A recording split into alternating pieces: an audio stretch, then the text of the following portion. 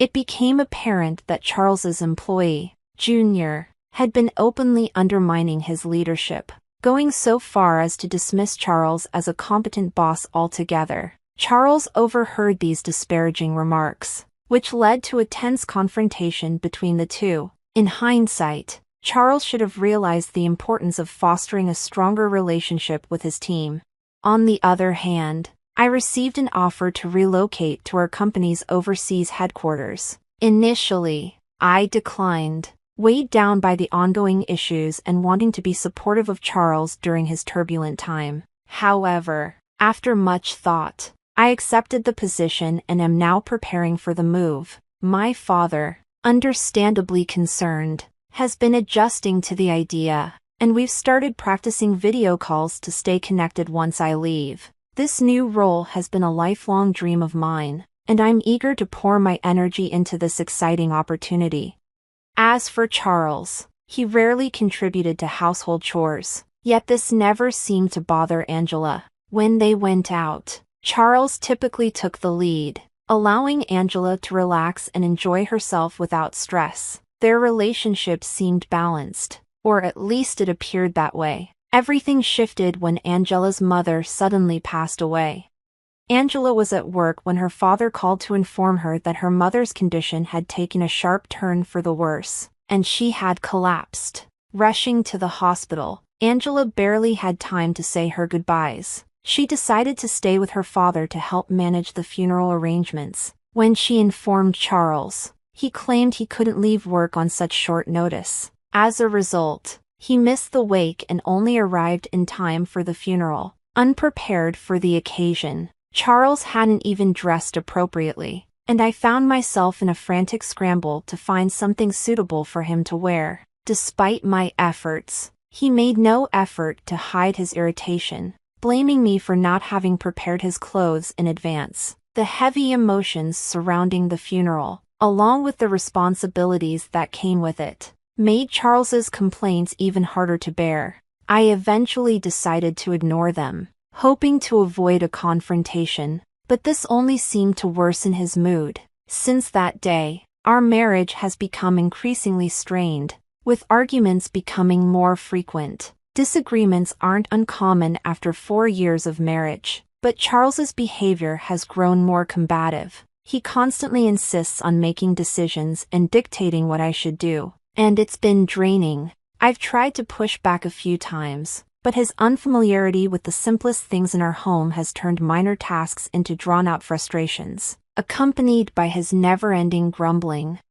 As time went on, I realized it was often easier to handle things on my own. Even though Charles continues to make demands, I haven't always followed his instructions, opting instead to take care of tasks independently to keep my life running smoothly. Recently, I brought up the upcoming gathering to mark the first anniversary of my mother's passing. When I reminded Charles, his response was indifferent at best. He complained about an important meeting scheduled on the same day, questioning how he could possibly attend the memorial. His excuse was that he couldn't delegate his work, especially since his recent promotion, which he never missed a chance to flaunt to his junior staff. I was barely able to contain my frustration as I tried to convey how important the memorial was to me. It was painfully clear that he prioritized his new title and responsibilities, often leaving me to manage everything on my own. No matter how much I urged him to focus on our family's needs, his work always seemed to come first. Later that evening, when I finally arrived home from work, I found Charles sprawled on the couch, a beer in hand. "Sorry, I'm late. Had to stay for overtime," I explained, already sensing his annoyance that dinner had been delayed. His response was sharp. "I've been waiting here for an hour." While it had only been an hour, and knowing that cooking wasn't his strong suit, it baffled me that he hadn't thought to get something to eat in the meantime. I had told him when I'd be home. After all, trying to keep my irritation in check, I handed him a takeout box and said, "I thought cooking would take too long tonight, so I grabbed this on the way home." Charles's reaction was swift and cutting, slamming his beer glass onto the table. "Takeout again? You're really slacking off lately, aren't you?" His words stung, especially considering it had been nearly 3 weeks since we last ordered takeout. Yes, I had been busy and couldn't cook every night, but I always ensured we had balanced meals and didn't rely on processed food. His uncalled-for critique left me debating whether I should even respond. Sensing my silence as an admission of guilt, Charles pressed on, adding insult to injury. Can't argue when it's true. Huh? You should start doing your chores properly. You've been coming home late, claiming overtime, maybe you're just out cheating. His accusation ignited the resentment simmering inside me. If you know I'm working late, the least you could do is make dinner. I shot back. You don't even have to cook. Picking up takeout isn't that hard. I always tell you when I'll be home, and despite my workload, I manage all the household chores. There's no need for that attitude. His response was a sharp glare, followed by a low blow. You're 4 years older. Remember? I could have married a younger woman, but I chose you. He spoke as though I should be grateful, like his choice of me was a favor I didn't deserve. You should be thankful and listen to me. No one else would want you. His words were meant to belittle me, but instead, they revealed just how broken our communication and respect for each other had become. So, if I left, you'd be in trouble, right? My anger boiled over. If you wanted a younger woman, you should have married one before we got together. I asked you if you were fine with my age, and you said yes. That's why we're married. But trust me, I can manage just fine without you. Charles responded with a mocking laugh. Fine, then let's get a divorce, he said, grabbing his beer and the takeout before storming off to his room. We had fought plenty of times before, but this argument felt different, like we had crossed a line. I was tired of his constant disrespect. I sat down with my takeout, trying to calm myself, hoping maybe he was just hungry and irritable, but as I ate, the weight of our conversation hung heavily on me, especially with my mom's death anniversary just around the corner. After some time, I called out to him from outside his door. We need to leave by 7 a.m. tomorrow, so I'll wake you up around 6 o'clock. There was no response, though I was sure he was awake. I went to bed, feeling a mix of exhaustion and unease. The next morning, I woke up early to find that Charles was already gone. The bags I had packed for us were still in the room. He hadn't left for the gathering without me. So, where had he gone? I tried calling his phone, but there was no answer. He ignored my texts too. Left with no choice, I left him a voicemail and started getting ready on my own. As I waited for the train at the station, Charles finally picked up. I have a meeting. Can't leave it to my juniors, he said curtly before hanging up.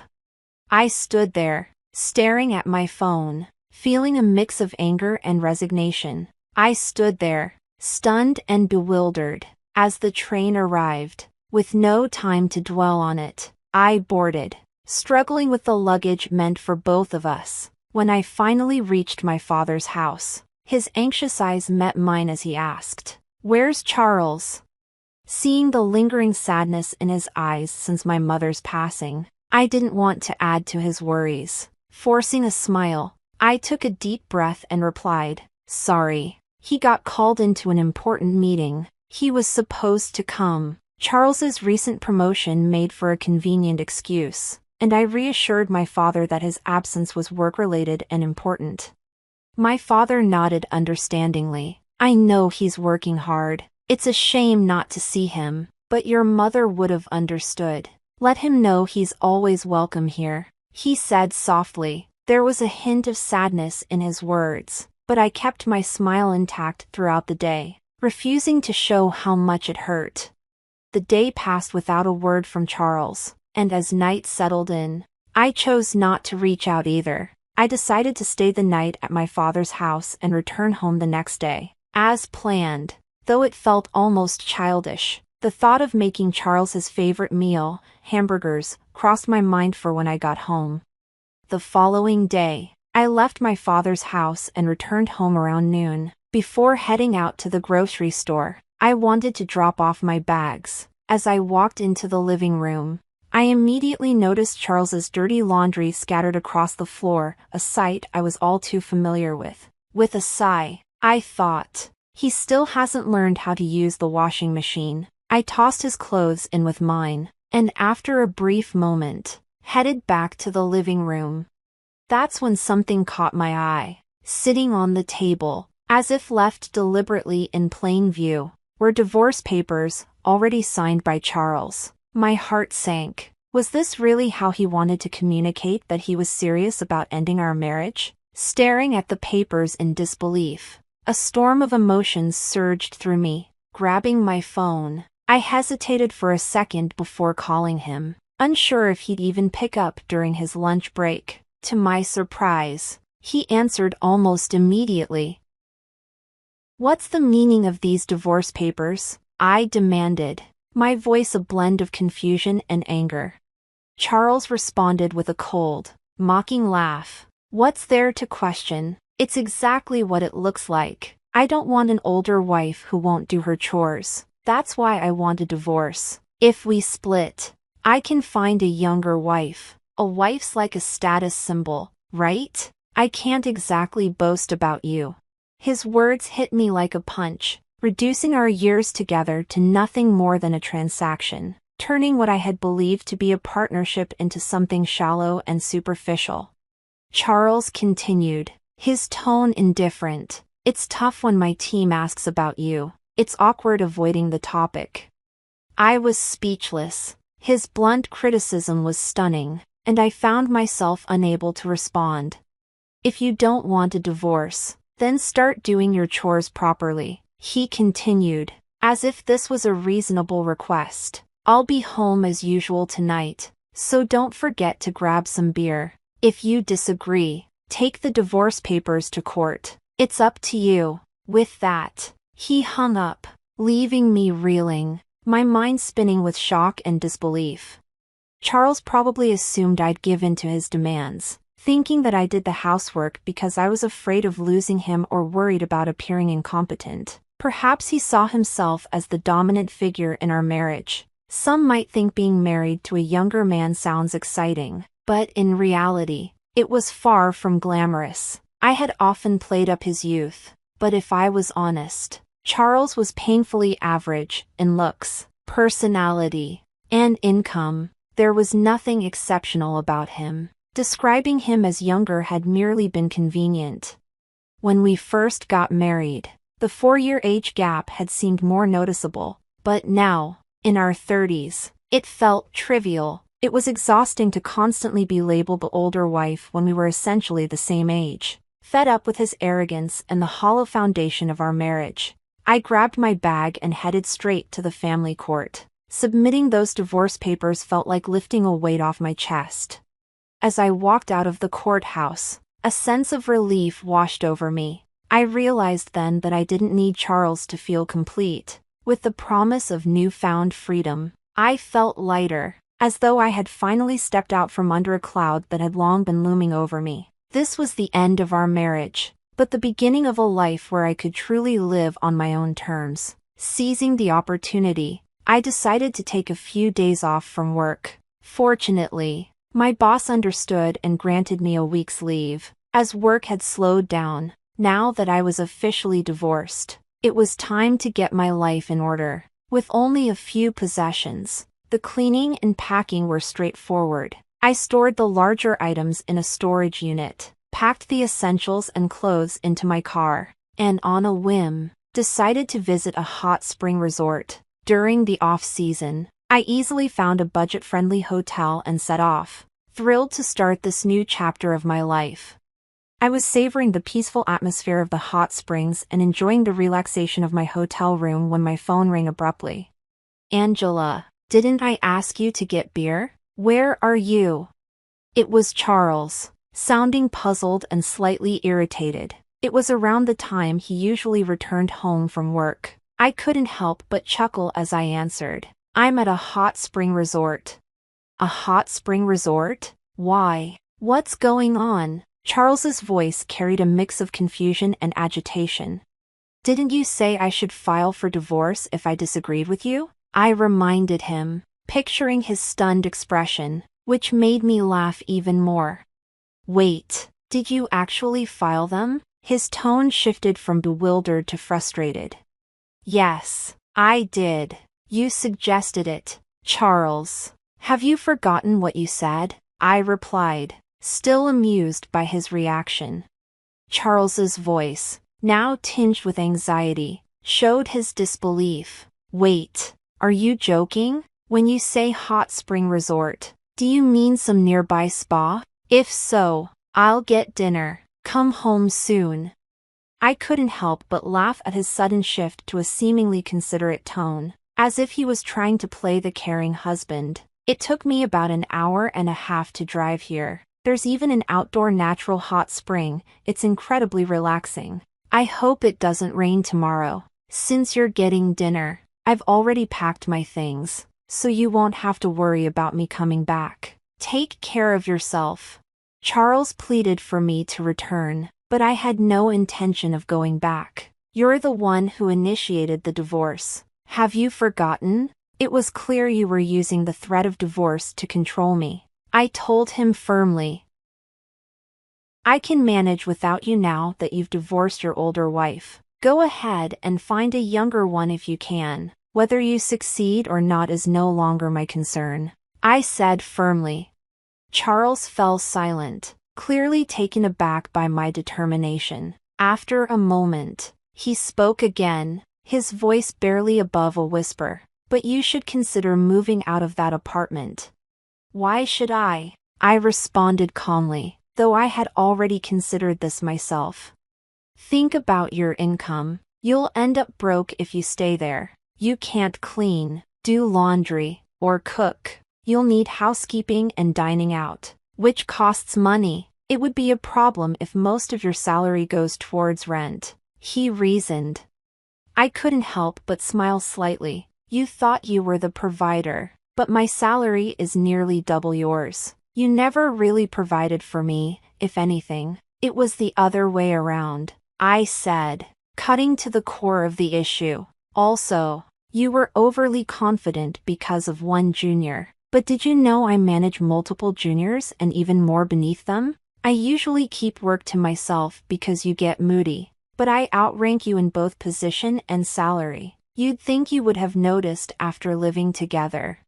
It seemed like Charles was just now realizing this, possibly because he had kept his ego intact by looking down on me. Now that his delusion was shattered, he must have felt defeated. I had struck a blow to his pride, a kind of retribution for all these years. The reason I had handled household chores without complaint, despite his domineering attitude, was partly because he was younger and I had given him some leeway, and partly because it was too much trouble to ask him for anything. It's not like I needed you to stay with me. I was just managing your needs along with my own. So when you said, do the chores, or we divorce, of course, I chose divorce. We're strangers now. Goodbye, I said firmly before ending the call.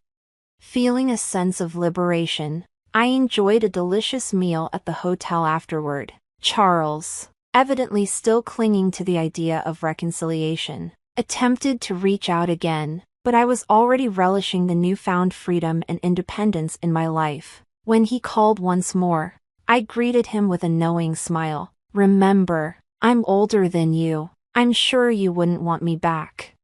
It seemed that Charles's search for companionship with younger women had not been successful. Eventually, he realized his situation was not favorable and decided to move out of the apartment. To handle the division of assets, I hired a lawyer to ensure I received more than just an equitable split. I sought additional compensation to reflect the years I had managed most of the household chores. Charles, always looking to cut costs, opted against hiring legal representation, giving me a considerable advantage.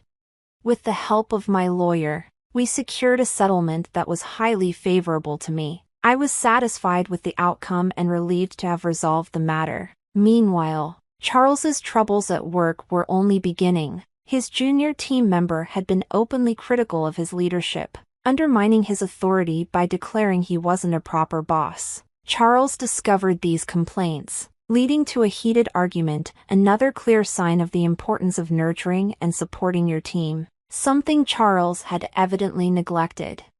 In terms of my career, I had been offered a highly sought-after position at our company's overseas headquarters. Initially, I hesitated to accept due to the personal upheavals and out of consideration for Charles. However, with my personal situation evolving, I decided to embrace the opportunity wholeheartedly. I am now actively preparing for this exciting transition. Though it has caused some concern for my father, we've adapted by practicing video calls to stay connected once I'm abroad. I feel content and excited about the future, ready to fully commit to this new chapter of my life. It's time to pursue the career I've always dreamed of, confident that I've made the right decisions for my future.